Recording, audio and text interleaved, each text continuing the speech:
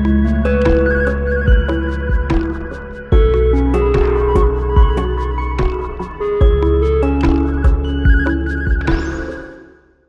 are continuing the series that we started a while ago. I don't even remember when we started the series, but we what we did with the series to begin with is if you are new and you're unfamiliar with what we're doing with the series, Deliver Us from Nowhere, is we basically crowdsourced the sermon ideas and just asked like, hey, what are some thoughts? What are some questions? What are some ideas, some images, whatever that maybe you were handed at a certain point, and we're asking, is this harmful? Is this damaging? Is this okay for me to think? Does the Bible reinforce these ideas, or did this actually come out of some other thing? And so what we've been doing for this series is we've been exploring those ideas, and we're gonna do this through the end of November. So we've got a few weeks to go.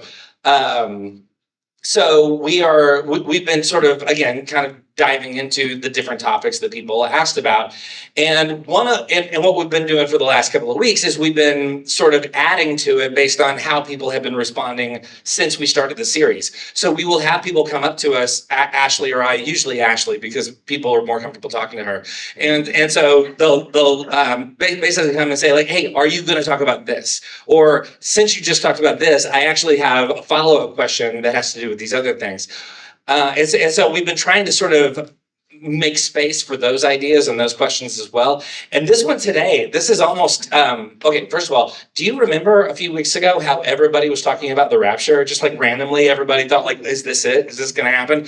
And so today what we're going to do is we're going to talk about that. So this is like a straight up ripped from the headlines sermon about the rapture that we're somehow going to do in 2025. And if you're unfamiliar with this terminology, what we're talking about when we talk about rapture, if somehow you've not been privy to this kind of conversation before, so the idea of rapture in certain evangelical Christian cultures is that one day, a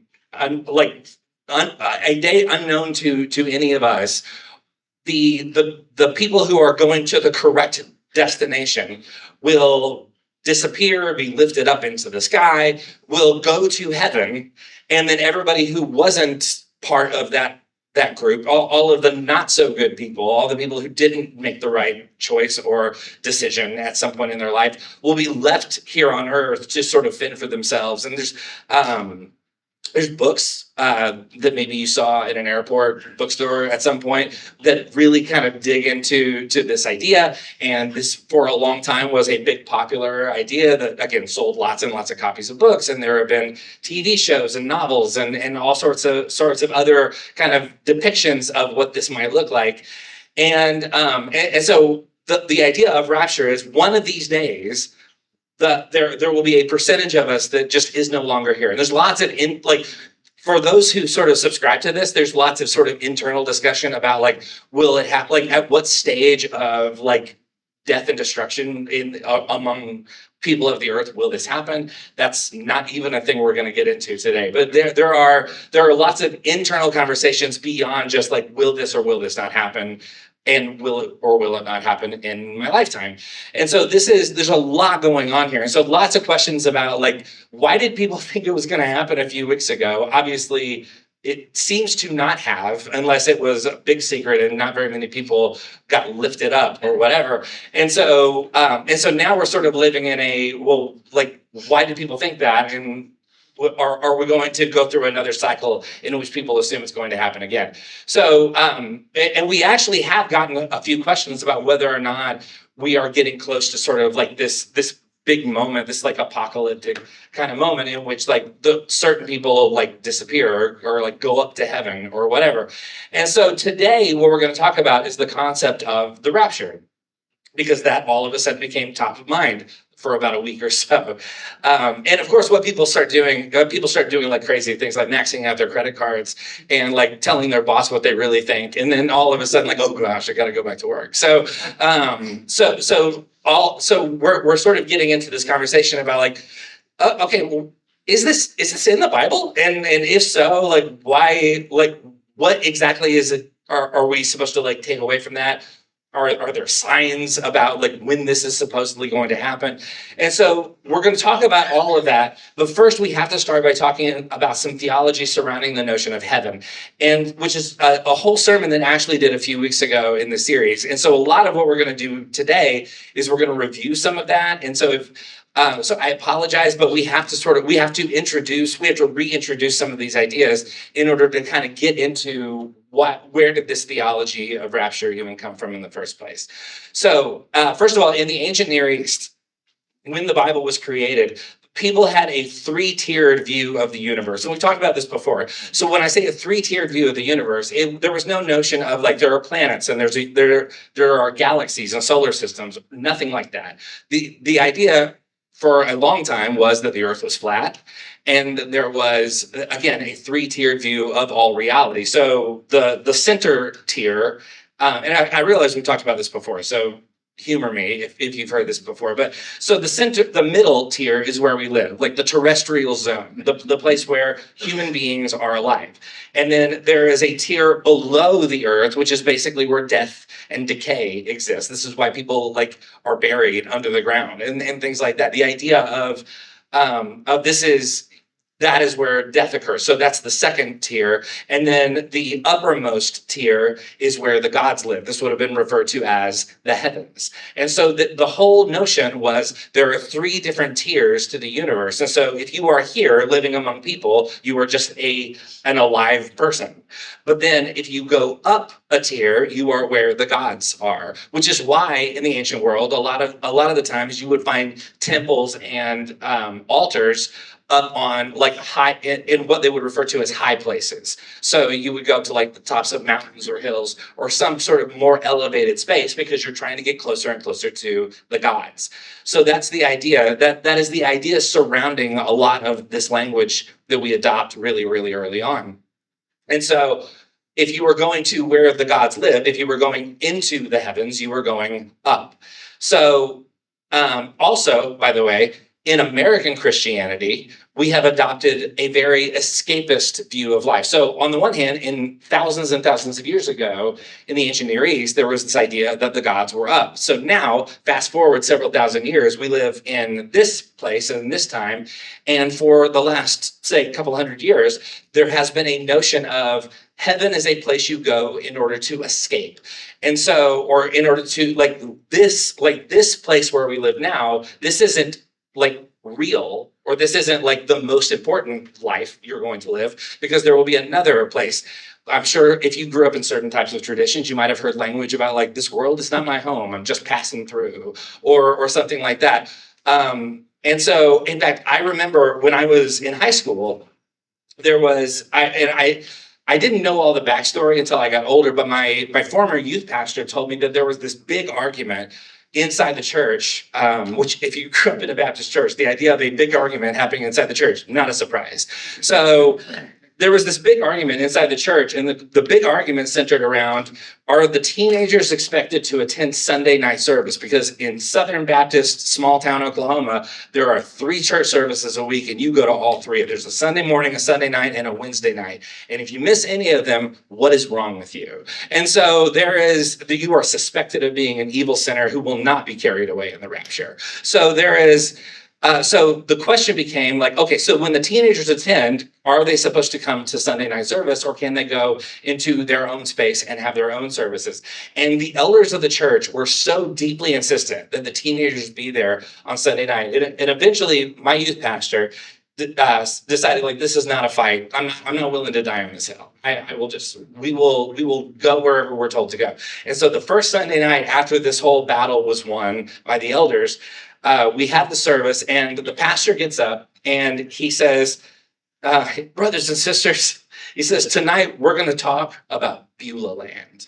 And again, if you aren't familiar with Southern Baptist language, Beulah land is like this slang term from the 1920s that was used to refer to heaven. So we got all the teenagers in the room, and then you have this guy coming in and saying, like, okay, all we're going to do for the rest of this time is we're going to talk about all the ways it's going to be great for you after you're dead.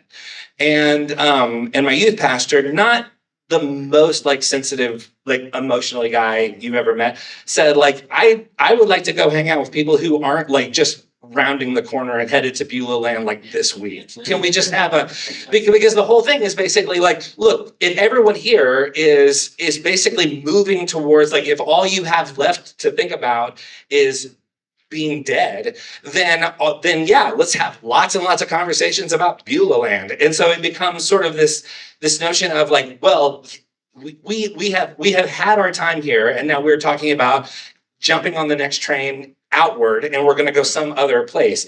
And so again, it becomes this sort of escapist sort of language, and it becomes like, oh, it's going to be so much better when you get to this other destination. And so we tend to talk about the notion of heaven as an attempt to comfort people who are facing death or feeling some amount of despair with life, which is not a bad necessarily thing to do. It's not bad to comfort people who are facing that kind of thing, but it's also sort of like, do we want the entire conversation to be centered around how bad it is here and how much better it would be if we were just someplace else? And so we talk about it as a place we escape to. There's a hymn that's about 100 years old called I'll Fly Away.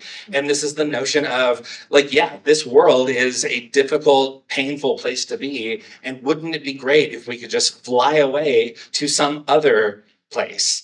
So there is for the last couple of 100 years in American Christianity, there's kind of been this construct around heaven built in which heaven is basically an escapist fantasy. It is a place where, well, it will be better once we're dead is the message, or if there is some sort of rapture, which basically also, by the way, since the beginning of rapture theology, every generation has believed that the rapture is going to happen in their lifetime. There's always been somebody, and you can do all sorts of studies. Like, since the beginning of this idea, you can find groups of people who were like so absolutely sure that this is going to happen. And so far, as far as I can tell, you tell me if I'm wrong, I don't think it has.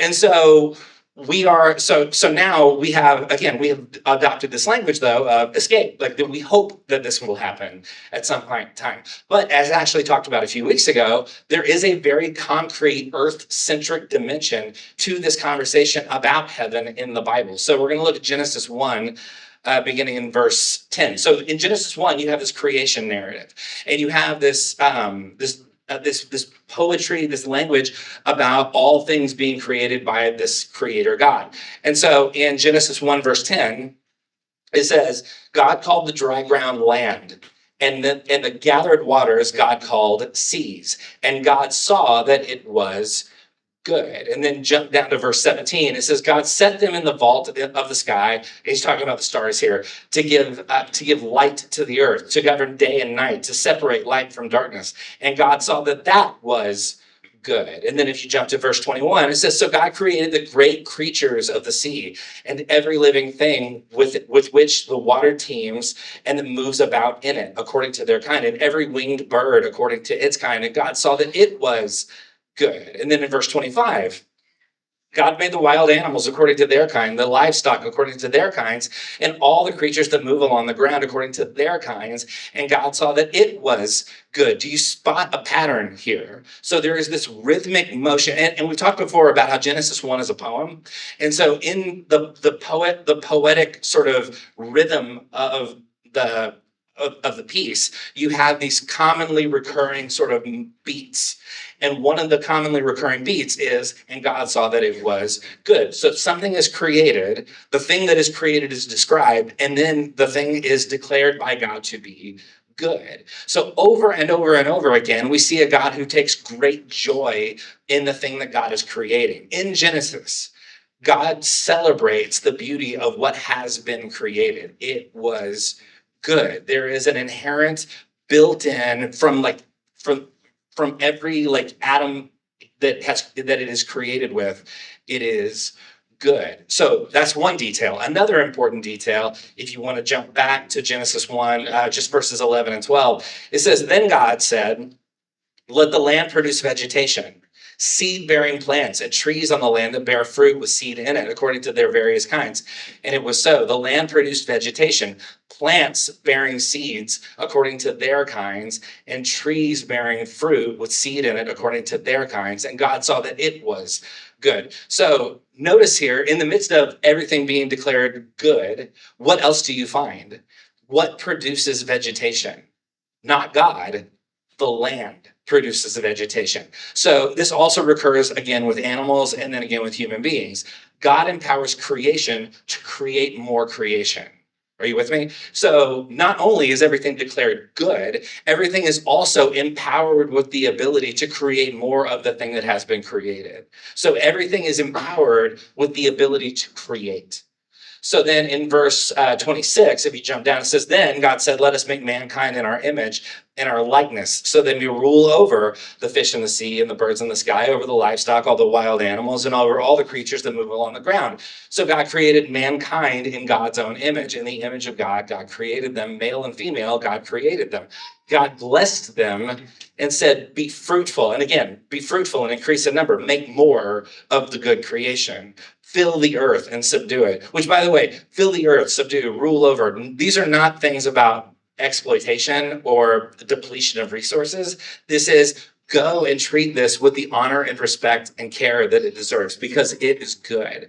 So then it says, rule over the fish in the sea and the birds in the sky and over every living creature that moves on the ground. Notice, nowhere in Scripture does God make creation perfect. Never once does God declare this creation is perfect, because perfect implies completion.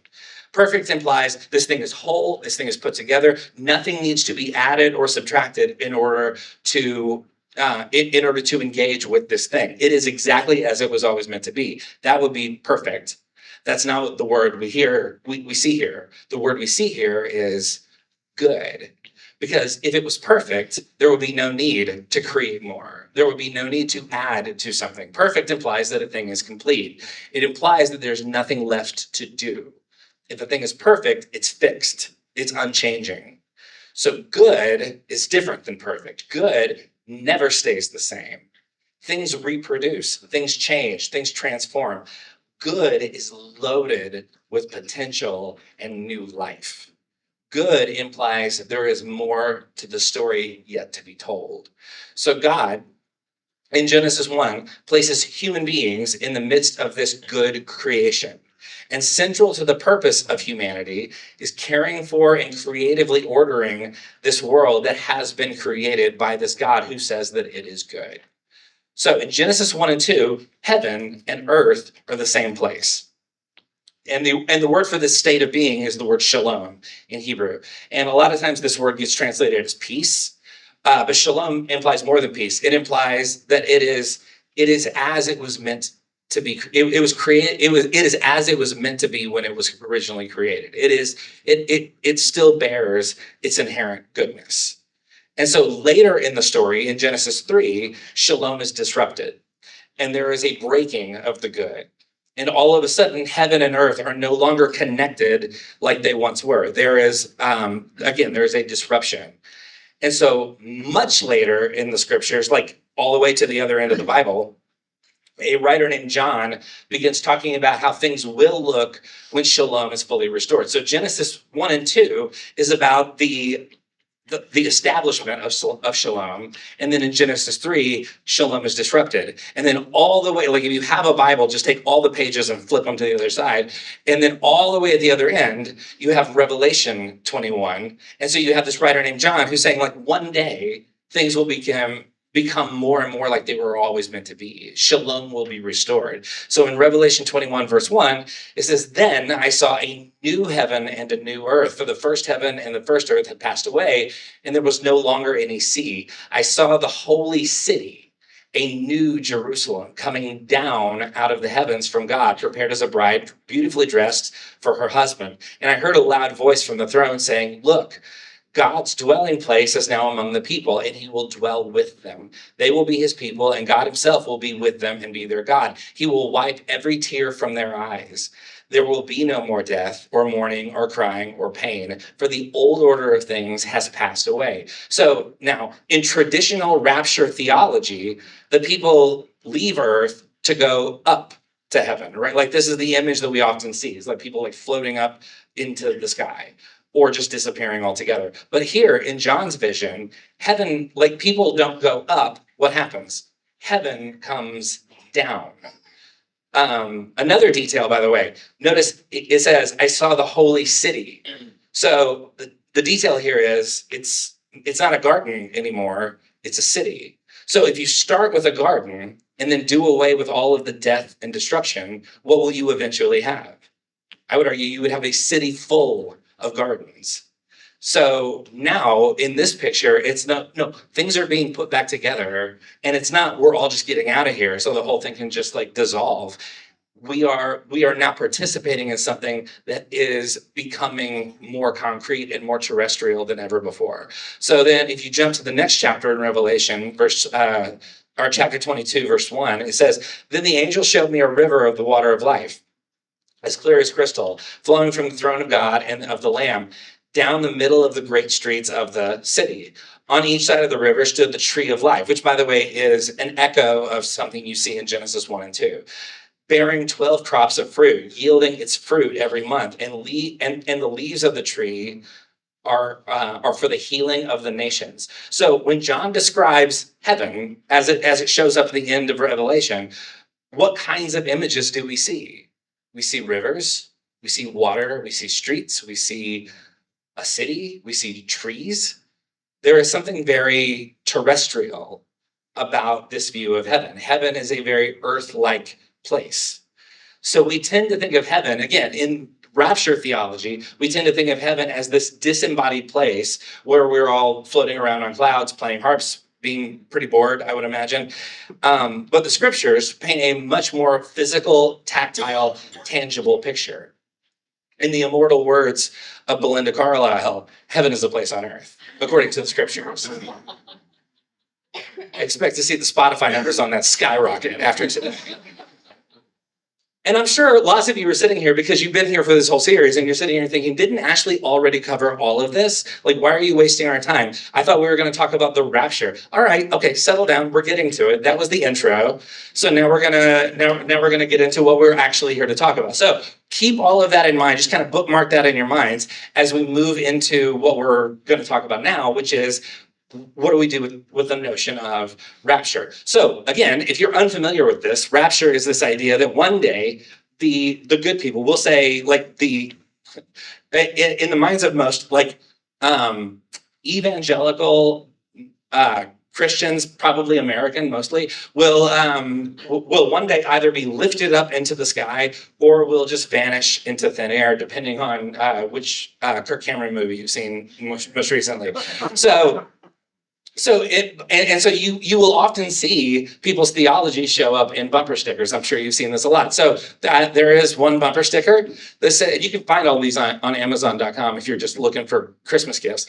So this one says, are you rapture ready? Which is a challenging question from a bumper sticker. I can imagine many lives have been changed from sitting at a red light behind this bumper sticker. We're going to look at that passage in 1 Thessalonians in a second. The next one, I really like this one. In case of the rapture, this car will be unmanned. I've seen this one a lot, which is basically a threat, is it not? It's basically like, if you are driving a car, say 70, 80 plus miles an hour down I-40, and all of a sudden there's no driver left and the car is unmanned. It's not a car anymore, it is a missile.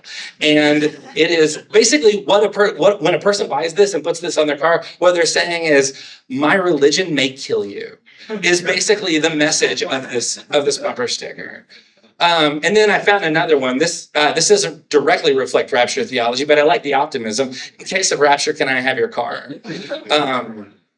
I like the self-awareness of this one. Like, I'm definitely not going, but I sure could use a car.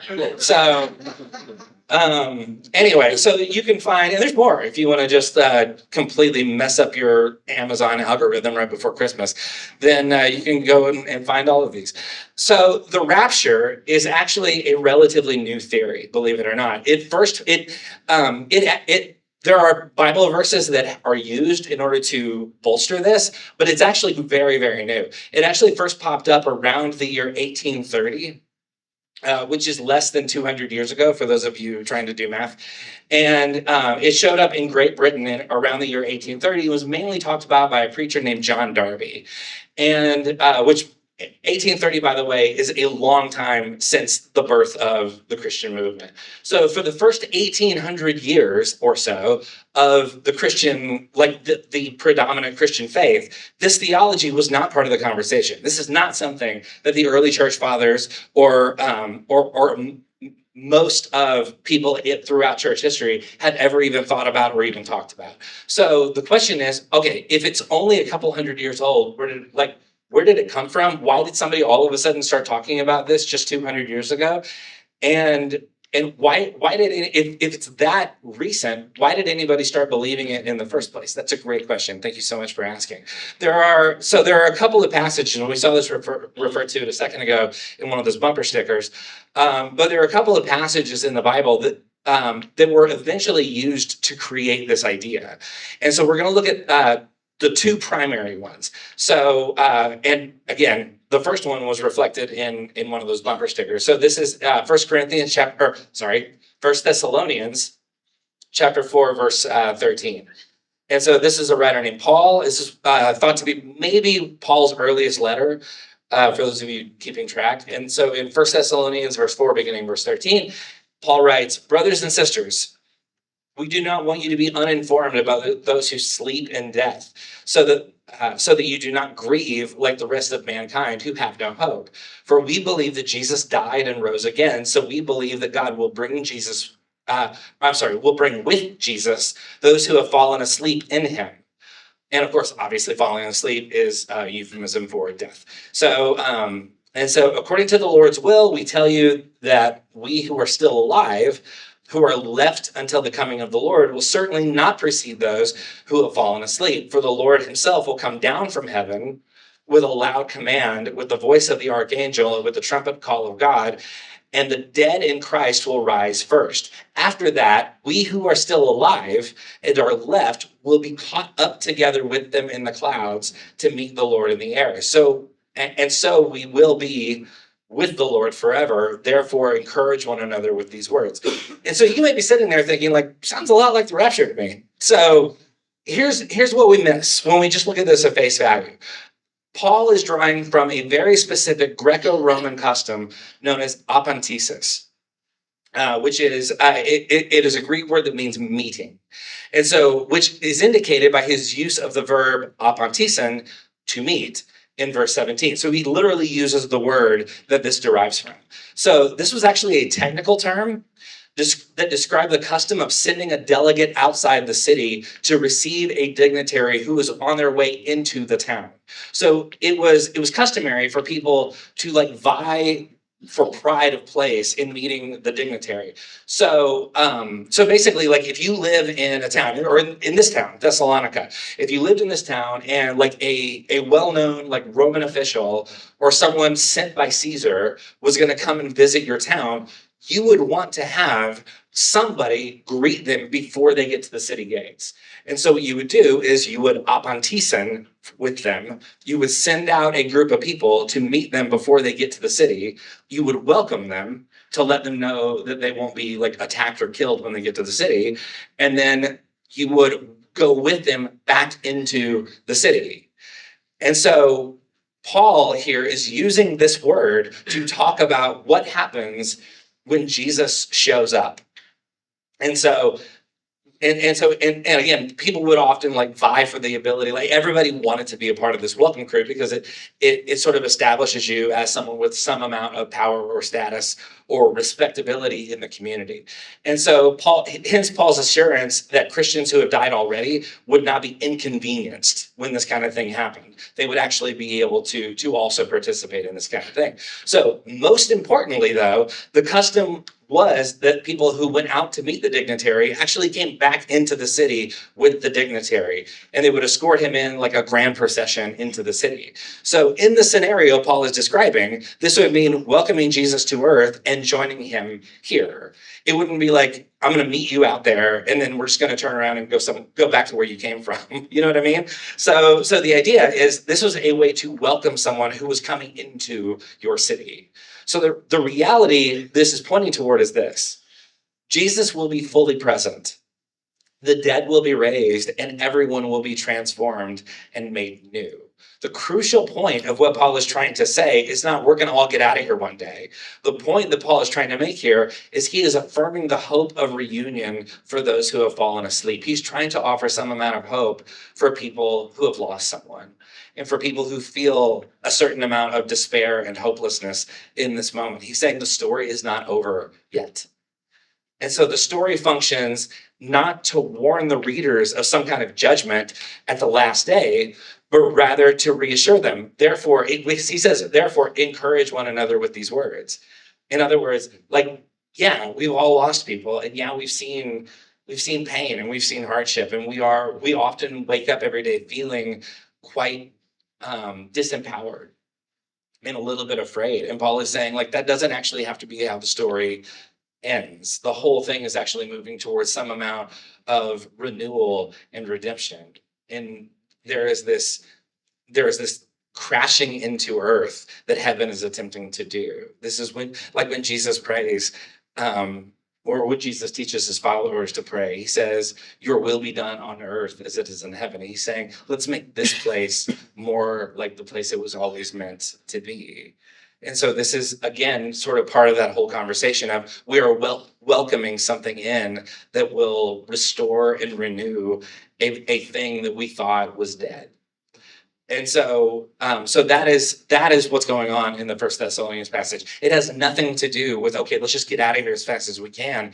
It is, no, what can we do here? How can we welcome goodness and new life into this space? So the second passage that is often used is in Luke chapter 17. There's actually an old song by a guy named Larry Norman. It's called I Wish We'd All Been Ready. I don't know if you've heard this song. It's basically like, it's just a bunch of like terrifying scenarios about people who are like hanging out and then one of them disappears. And the idea is like the one who disappeared went to the place you want to go. And so this passage is actually where that song comes from. So in Luke 17, verse 26, it says this. This is Jesus speaking. He says, just as it was in the days of Noah, so also it will be in the days of the Son of Man, which is a way he refers to himself. People were eating and drinking and marrying and being given in marriage up to the day Noah entered the ark. Then the flood came and destroyed them all. And then if you jump to verse 34, he says, I tell you, on that night, meaning like when Jesus returns, basically, I tell you on that night, two people will be in one bed. One will be taken and the other left. Two women will be grinding grain together and one will be taken and the other left. And again, we tend to assume that the one who disappears went off to heaven because we have an escapist view of this. And the one who's left behind, if you will, is the one who missed an opportunity to also go to wherever the other person went. So people often use this as an argument for traditional rapture theology. The good people are taken and the bad people are left behind. But notice, what does Jesus say right before he draws these scenarios? He mentions the days of Noah. Now, if you're familiar with the Noah story, what happens? You have a bunch of people who are committing lots and lots of violence. And eventually, the people who are committing lots of violence are swept away in a flood. And the people who are left behind are Noah and his family. So in the Noah story, who disappears and who's left behind? Noah and his family are the ones who are left behind. So we have created an exact inversion of what Jesus is trying to say in this passage. We tend to assume Jesus is saying that people who follow the way of Jesus will get out of here and the whole place will just burn up and disappear. But Jesus is saying the opposite of that. He's saying, no. There are people who are participating in what God is doing in the world. And those people will continue to be given more and more opportunities to do so. And there are people who will continue to commit violence, to make the world a darker, more harmed place. And maybe there is a future version of the story where it's going to be hard for people who choose that as a way of life to find a way to continue doing that in this new reality. So here's why this matters. how we talk about the end of the story impacts how we think about the whole story. So we talked about this early in the series when we talked about the Bible. When you looked at the beginning of the story and the end of the story, you kind of figure out what the story is about. And if we assume that the story ends with everybody just like jumping on a jet plane and getting out of here, then it changes the way we engage the story. If the whole point is for everything to just be destroyed and for all the right people to get whisked away to somewhere else, it reduces the value of all of the creation that, if you'll recall, God says is good. So look at 1 Timothy verse 4. Again, this is the writer named Paul. In 1 Timothy 4, Paul writes this. He says, the Spirit clearly says that in later times, some will abandon the faith and some follow deceiving spirits and things taught by demons. Such things come through the hypocritical liars whose consciences have been seared as with hot irons. They forbid people to marry and order them to abstain from certain foods, which God created and to be received with which God created to be received with thanksgiving by those who believe and those who know the truth. So there's a lot of like big language that's probably worth spending more time on than what we have. But there was at the time there was a certain heresy, which is basically a fancy way of saying like a teaching that was kind of like dismissed as harmful or dangerous at the time. So there was a certain heresy at the time that this was written, claiming that this heresy was interacting with the early church, and it was basically claimed that you should enjoy nothing physical and that you should pull away from all things physical and only things that would have been categorized as spiritual. So the idea is like anytime you enjoy things like relationships or human connection or food or travel or anything, you are participating in worldly things, and that was seen as sinful. And so what Paul is doing here is he's addressing this particular heresy. So Paul talks about these things that are confusing people, and then he says, so here's the truth. And then in verse 4, he says this. He says, for everything God created is good, and nothing is to be rejected if it is received with thanksgiving, because it is consecrated by the word of God and prayer. In other words, when God creates the world, God says it's good. And apparently, God still thinks it's good. So if you enjoy things about being alive that isn't worldly or whatever that's even supposed to mean, that isn't harmful or sinful, that's good. It's because when it was created, God says it's good. And to enjoy the things that God says is good is connecting with the story that God is telling. It's good to affirm the things that God already says is good. So there are lots of dimensions to this and ways that we can sort of kind of confront this escapist way of thinking that maybe we can kind of reorient our thoughts. So just real quickly, there are 4 dimensions I just want to mention as we go. The first dimension of this is creation. We've already talked about this a lot, which is basically the notion of what we have here, what is in front of us, whatever is created inherently has some sort of, at an atomic level, it has some sort of goodness at its core. And so we have this notion that whatever's good is worth engaging and celebrating and affirming and treating as if it's good.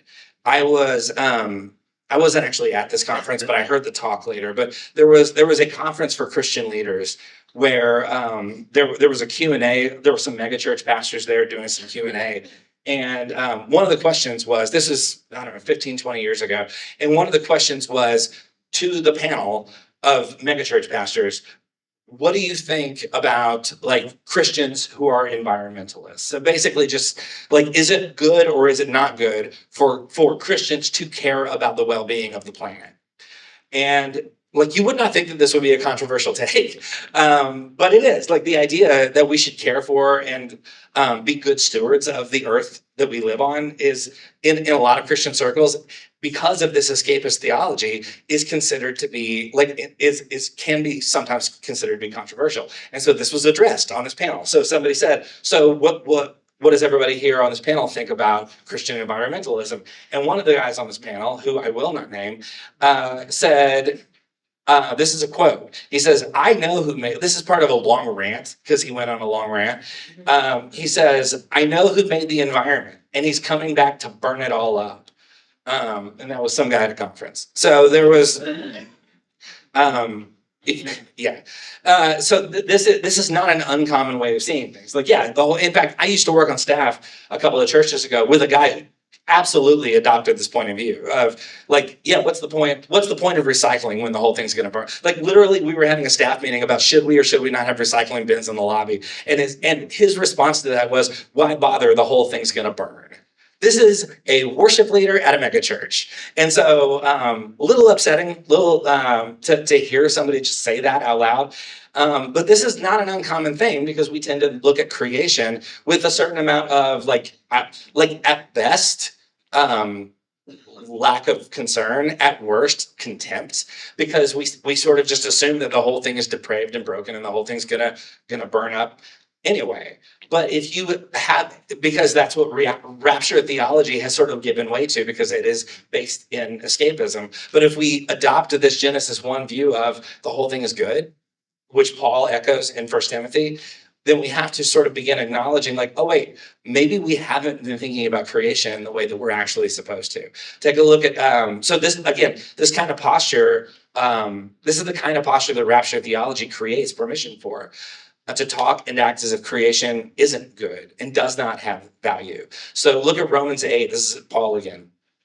He says, I consider that our present sufferings are not worth comparing with the glory that will be revealed in us. For the creation waits in eager expectation for the children of God to be revealed. For the creation was subjected to frustration, not by its own choice, but by the will of the one who subjected it, which is basically he's referring back to Genesis 3 and the disruption of shalom.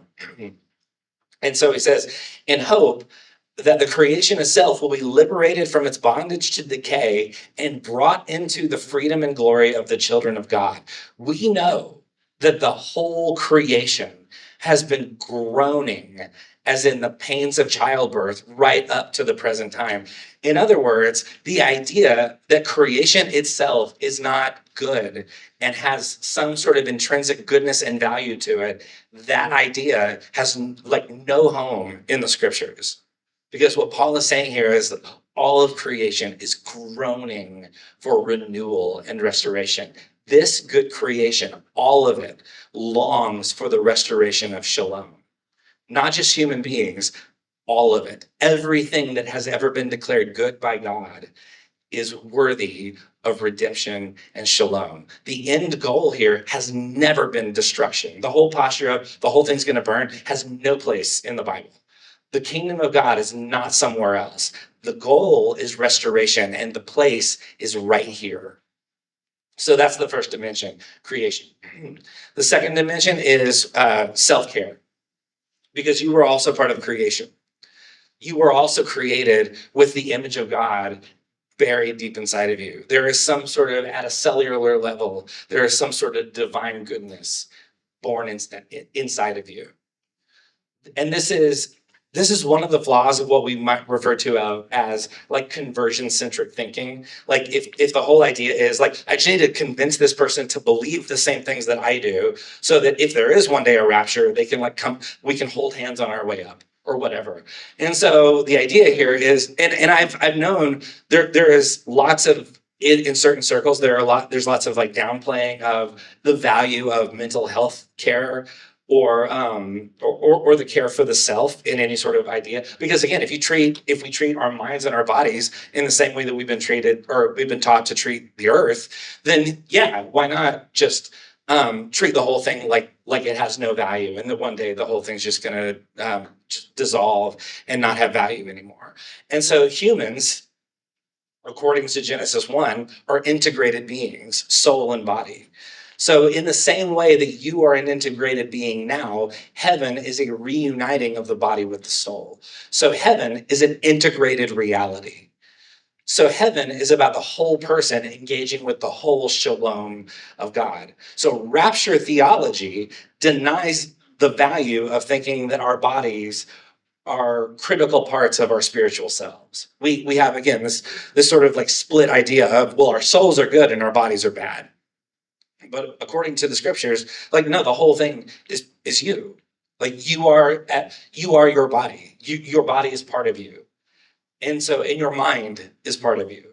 So treating our bodies and our minds as if they are good and worthy of the redemption and restoration and shalom, that is participating in this Genesis 1 theology. And so rapture theology tends to minimize, again, mental health care, because it won't matter one day. That becomes sort of the posture. We become kind of like nihilistic and destructive about anything that we feel is like it's not coming with us or whatever. But the whole idea here is like, no, the whole thing is in the process of being renewed and redeemed. Everything is being put back together again. It groans with the aches and pains of one that wants to be restored. So that's the second dimension. It would be self-care. The third dimension is relationships. In the kingdom of God, human beings live among one another in shalom. We see this throughout the scriptures of this image of people like connecting with one another and longing for connection with one another. We bring heaven to earth when we practice forgiveness and when we practice love and when we show grace to other people. We bring heaven to earth when we offer help to people who need it. We bring heaven to earth when we pour time and energy into our relationships. That's not wasting time, and it's not spinning our wheels. It's participating in the renewal of all things. So our relationships are part of are part of the story of the restoration of shalom, of bringing heaven crashing into earth. If we have an escapist theology, then what difference does it make? But if we have a here and now terrestrial view of the whole thing, then our relationships are critically important. They not only are they good for each of us, they're good for the whole thing. They put shalom back in place. So that's the third dimension. And then the fourth dimension is justice. And this is a much larger conversation. But in rapture theology, and again, I mean, many of you may have come out of different traditions where the idea of justice was minimized or was kind of dismissed or was seen as not even all that important, because we tend to minimize our role in advocating for justice for people who have been marginalized. Because we tend to assume that if a person believes the right things in life, then one day they'll just go somewhere else and they'll be happy, and whatever hardships they suffered on earth won't have mattered, because yeah, you may have been the victim of injustice for 80 years, your entire time on earth, but like one day you will fly away, and which by the way, I'll fly away came from a person who had experienced injustice and was looking for some sort of hope in the midst of that injustice. And so we have this sort of embedded notion that that there is that the justice here doesn't matter, that caring for the marginalized has no real value, because one day the whole thing's just going to disappear anyway. But again, over and over and over again throughout the scriptures, we find an emphasis on things like justice and restoration. It would be easy to argue that how we think about this concept of rapture doesn't matter. But it matters because how we believe the story ends directly impacts how we engage the rest of the story. If I believe that nothing here matters, then yeah, justice, self-care, creation care, none of that has any, like all of that is a waste of time. I should just spend all my time like trying to convert other people into my way of thinking and praying a bunch, and then just hoping one day I'll just die. And I think the scriptures are waving us away pretty hard from that point of view and saying like, no, life here matters. All of life is part of the restoration of shalom. You are participating in a story that is about the heaven and earth colliding with one another. We are not invited to participate in a story about escapism and disengaging from the here and now. We are invited to participate in bringing the kingdom of God into this space in this time.